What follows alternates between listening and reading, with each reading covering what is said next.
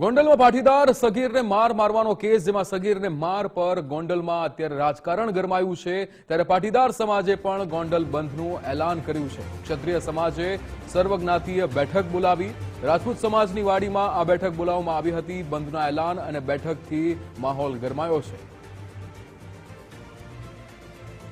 જે રીતે ગોંડલમાં પાટીદાર સગીરને માર મારવાનો કેસ, જેમાં હવે રાજકારણ ગરમાયું છે, ત્યારે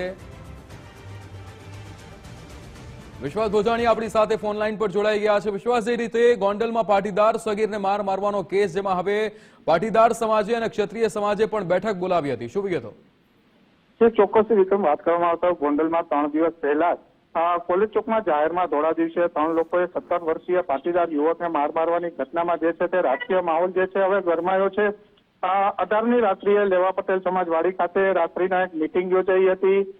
જે મિટિંગમાં પાટીદાર સમાજના આગેવાનો દ્વારા 3 આરોપીઓનું જાહેરમાં સરઘસ કાઢવામાં આવે, તેમજ બીએનએસ એક્ટ 109 કલમનો ઉમેરો જે છે તે બંનેની માંગ કરવામાં આવી હતી। જો માંગ નહીં સંતોષવામાં આવે તો શનિવારે બંધનું એલાન જે છે તે આપવામાં આવ્યું હતું।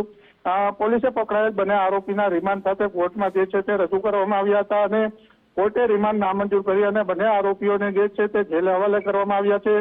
ત્યારે આજરોજ પાટીદાર સમાજની બંને માંગો નહીં સ્વીકારાતા આવતીકાલે શનિવાર જે છે તે બંધનું એલાન લઈને એક મિટિંગ યોજાઈ હતી અને હાલ અત્યારે સોશિયલ મીડિયામાં જે છે તે બંધના એલાનને લઈને પોસ્ટર પણ જે છે તે સોશિયલ મીડિયામાં વાયરલ થયા છે।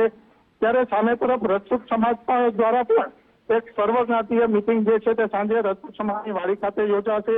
ત્યારે બંને સમાજની મિટિંગો બોલાવતા રાજકીય માહોલ જે છે તે ગરમાયો છે। જી બિલકુલ વિશ્વાસ, સમગ્ર માહિતી સાથે જોડાવા બદલ આપનો આભાર।